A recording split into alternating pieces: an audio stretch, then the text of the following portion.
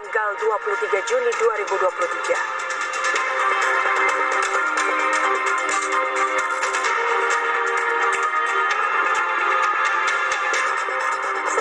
Kabur, pelaku tabrak lari tetangganya sendiri hingga tewas di Cakung, Jakarta Timur, akhirnya menyerahkan diri ke Polres Jakarta Timur.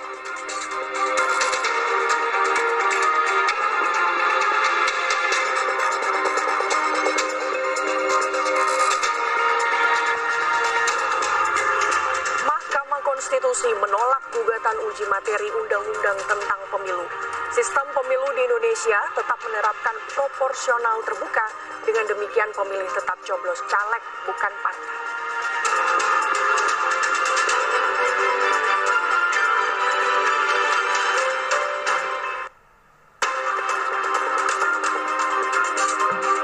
Komisi Pemberantasan Korupsi memanggil Menteri Pertanian Syahrul Yassin Limpo untuk memberi klarifikasi soal dugaan tindak pidana korupsi di lingkungan Kementerian Pertanian.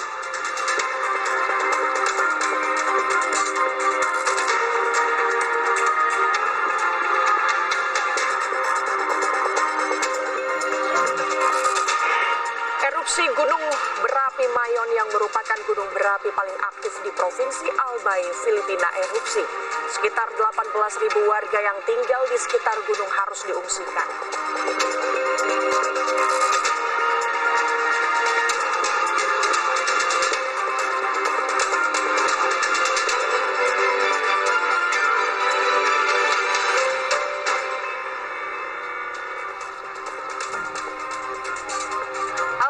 Saudara, kita berjumpa kembali di Kompas Pagi. Selain 5 sorotan utama tadi, kami berdua juga punya informasi soal evakuasi penumpang mobil yang terjepit usai terlibat kecelakaan di tol dalam kota arah Pancoran menuju Cawang, Jakarta Selatan. Ada juga informasi lainnya, saudara, sebuah perusahaan Selandia Baru tengah mengembangkan sepeda elektronik air yang dapat digunakan di danau bahkan laut. Bersama saya Gracia Adur dan saya Maido Pelfrina, inilah Kompas Pagi selengkapnya hanya di Kompas TV, independen, terpercaya.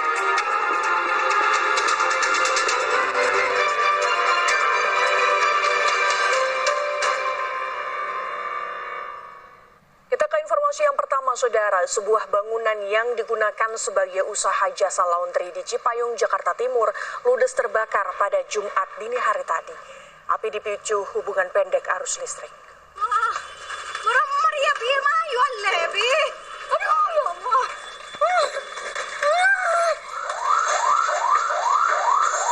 Api disadari warga setelah membumbung tinggi. Menurut petugas pemadam kebakaran, api diduga berasal dari hubungan pendek arus listrik. Api dipadamkan setelah 6 unit mobil pemadam kebakaran diterjunkan ke lokasi. Tak ada korban jiwa dalam peristiwa kebakaran ini. Guna memastikan penyebab kebakaran, kasusnya kini ditangani Polsek Cipayung, Jakarta Timur.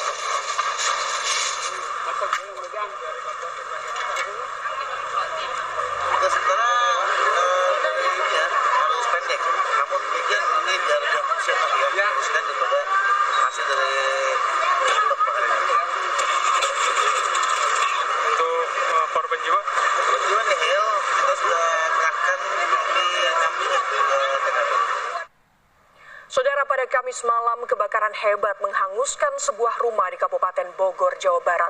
Korban harus mengungsi ke kerabatnya karena rumah tak bisa lagi ditinggali.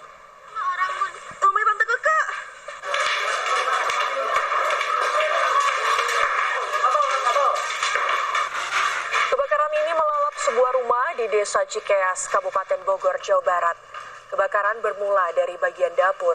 Diduga sumber api berasal dari kompor yang sedang digunakan memasak, ditinggal pergi pemilik rumah. Akibatnya kompor meledak dan menyebabkan kebakaran. Api baru dapat dijinakan setelah petugas damkar dari Kabupaten Bogor menerjunkan 4 unit mobil pemadam kebakaran ke lokasi kejadian. Pemilik rumah harus mengungsi ke rumah kerabatnya karena rumahnya tak bisa lagi ditinggali.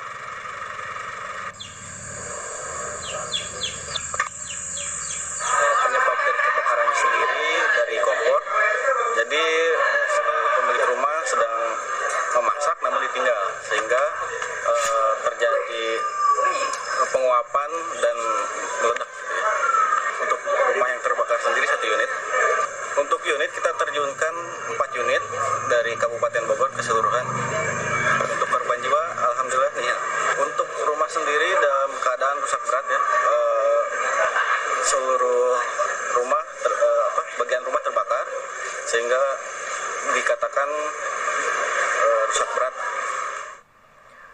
sebuah salon kecantikan maksud kami di 3 lantai di Jalan Flamboyan, Kota Bengkulu hangus terbakar. Berawal dari lantai 3 ruko dan membesar dengan cepat merembet ke lantai di bawahnya. Warga sekitar pun panik karena lokasi kebakaran berada di kawasan padat penduduk sehingga beresiko merembet ke bangunan sekitar. Beruntung pemadam kebakaran datang dengan cepat dan langsung memadamkan api sehingga tidak menyebar ke bangunan sekitarnya. Namun karena kobaran api terlalu besar, bagian lantai 3 dan 2 ruko tersebut tak bisa diselamatkan. Saat ini petugas sedang menyelidiki penyebab dari kebakaran.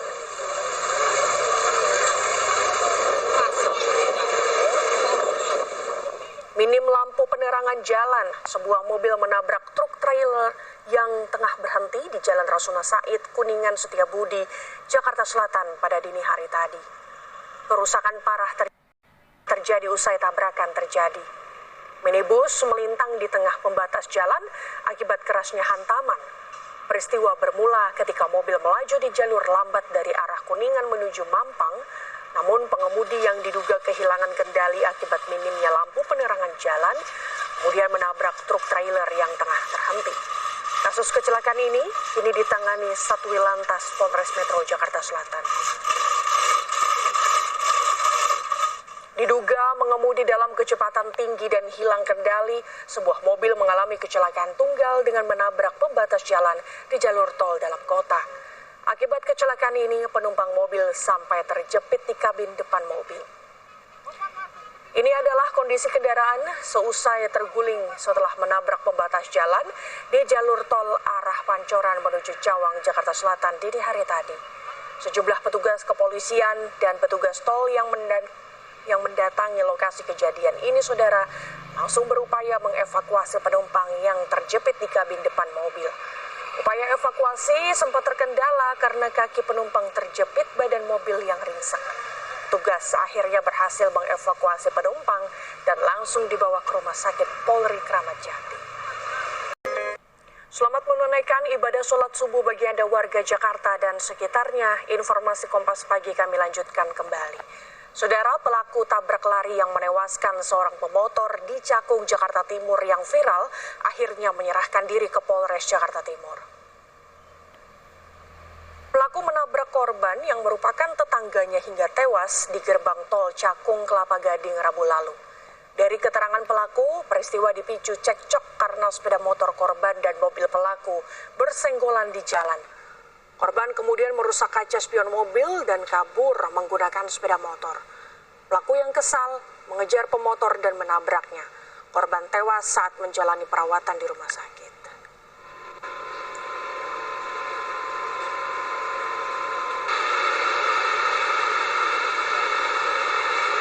Pengemudi sepeda motor melakukan suatu tindakan yang menyebabkan patahnya gagang spion sebelah kanan mobil Toyota Avanza. Pengemudi ini melakukan suatu pengejaran.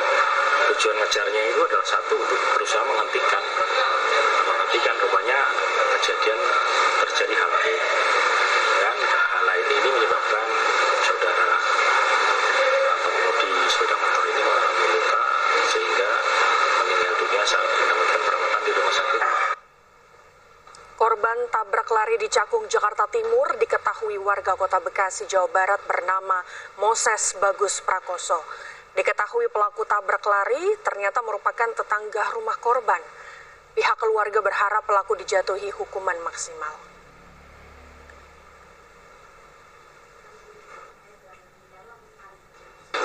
Saya mohon keadilan. Kiranya yang menabrak anak saya dan membunuh anak saya boleh memiliki belas kasih untuk bertanggung jawab. Itu saja, saya tidak punya niat jahat, tapi bertanggung jawablah, punya hati nuranilah. Ini ayah dari 4 anak yang masih kecil. Mohon kiranya engkau memiliki kesadaran sebagai sesama umat manusia. Rekaman CCTV memperlihatkan detik-detik saat mobil menabrak pengendara motor di pintu masuk tol Cakung Kelapa Gading. Usai tertabrak, korban tak sadarkan diri, sementara pengendara mobil tetap melaju.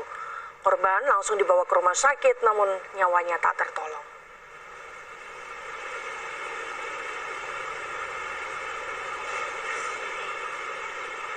Sorotan lainnya, saudara, seorang juru parkir liar di sebuah minimarket di kawasan Senayan, Jakarta Pusat mematok uang parkir sebesar Rp10.000 kepada pengendara motor.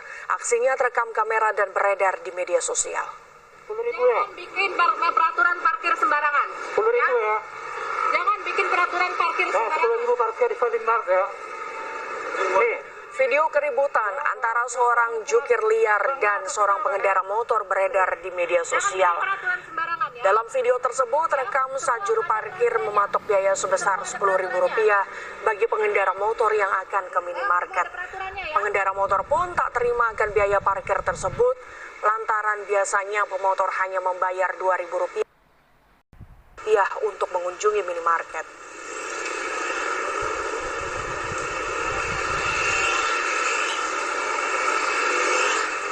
Berbekal video yang beredar di media sosial, Polsek Metro Tanah Abang langsung bergerak cepat dan berhasil mengamankan pelaku berinisial AM.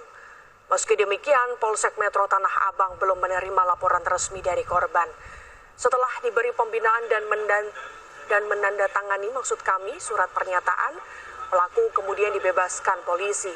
Pelaku juga diberi peringatan agar tidak kembali melakukan hal tersebut. Nih. Ya, Bang lu masuk video Bang ya. Nih. Memang yang bersangkutan itu sudah kurang lebih 2 bulan melaksanakan kegiatan pungli tersebut. Jadi kalau dilihat dari video yang beredar, awalnya bermula dari si pemotor datang, kemudian pada saat mau parkir diberikanlah uang sebesar Rp5.000, pecahan satu lembar Rp5.000.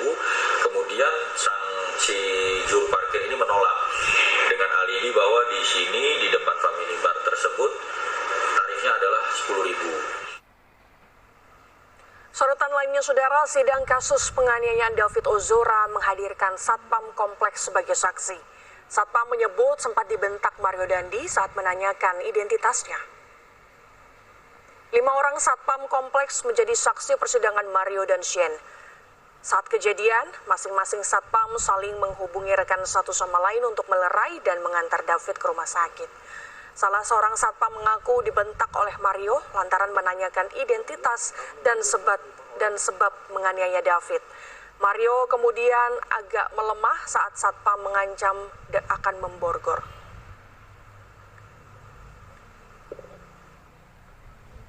Itulah saudara, bahkan dia juga bentak-bentak saya gitu kan, dia bentak-bentak saya, terus ya saya bentak balik lagi kan. Saudara dibentak, siap. Dibentaknya itu selain tadi dikatakan bahwa gimana kalau terjadi ke anak saudara bapak, iya, gitu, toh? Iya. Terus selain itu apa lagi yang disampaikan sehingga saya sampaikan ya, tapi bukan begini caranya kan gitu, saya bentak lagi. Ya udah, mana identitasnya keluarin gitu kan, karena saya tahu dia udah ada korban, dia udah mengakui saya pukul perutnya, saya minta identitasnya kan gitu. Mana keluarin identitasnya gitu. Pertama nggak ada kan, nggak ngaku, nggak ada. Akhirnya masih emosi, saya panggil Pak Burhanuddin lagi, Pur ambil borgol Pur gitu kan. Pas saya ambil borgol baru Mario agak melemah gitu kan. Ya udah, tapi SIM aja ya, jadi kata Mario gitu. Ya udah nggak apa-apa, oke SIM. Sementara itu, penasihat hukum terdakwa Shane Lucas memohon kepada majelis hakim agar sidang kliennya dipisah dengan terdakwa Mario Dandi. Alasan permohonan disebut karena perkara Shane memiliki komposisi yang berbeda dari Mario Dandi, mengingat hanya dijerat penyertaan.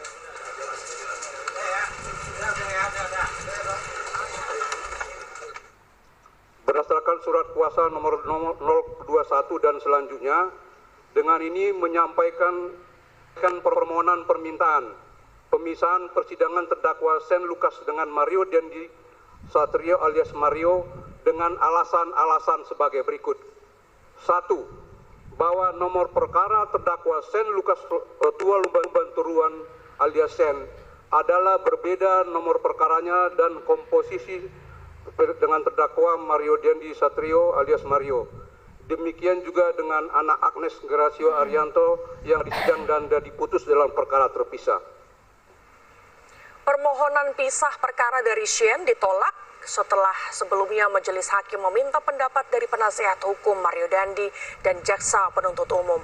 Atas pendapat dari ketiga pihak itu, majelis hakim kemudian memutuskan bahwa persidangan Mario Dandi dan Shane Lucas tetap digelar secara bersamaan untuk mempertimbangkan efisiensi persidangan.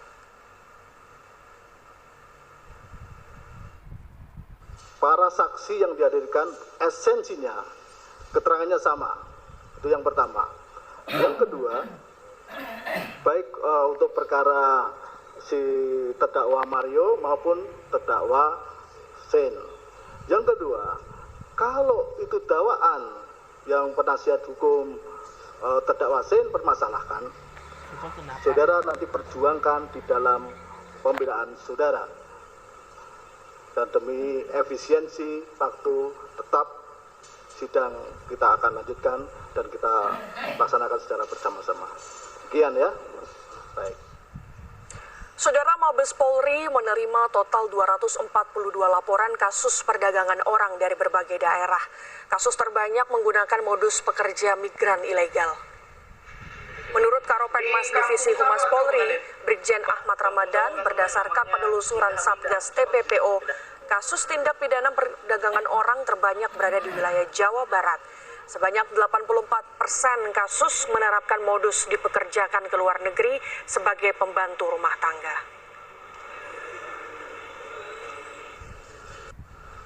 Berdasarkan jumlah laporan polisi sebanyak 242 laporan, bila dilihat berdasarkan jumlah korban TPPO sebanyak 1.006 orang.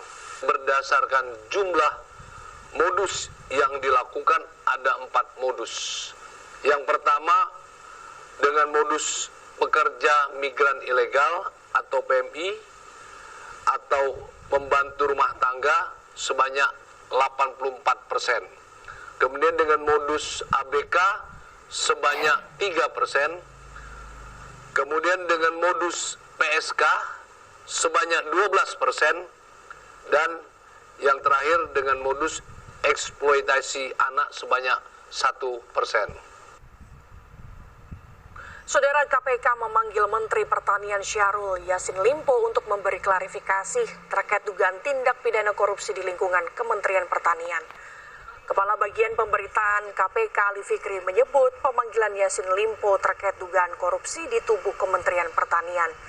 Sebelumnya sudah ada puluhan orang yang dimintai keterangan dari aparatur sipil negara dan pejabat di lingkungan Kementerian Pertanian sejak awal Januari. KPK juga membantah pemanggilan pemeriksaan Menteri Pertanian Syahrul Yassin Limpo dikaitkan bermuatan politis. Besok hari Jumat ya, tanggal 16 Juni mengundang Menteri Pertanian begitu ya, untuk hadir di gedung Merah Putih KPK sekitar jam 9.30 supaya tidak ada salah paham ataupun pahamnya salah. Karena kami membaca di pemberitaan ada pihak-pihak tertentu yang sengaja kemudian seolah-olah KPK mentargetkan seorang menteri, kan gitu ya, ataupun dikaitkan dengan politik. Sekali lagi, kami sangat sadar betul ya bahwa seluruh kerja-kerja KPK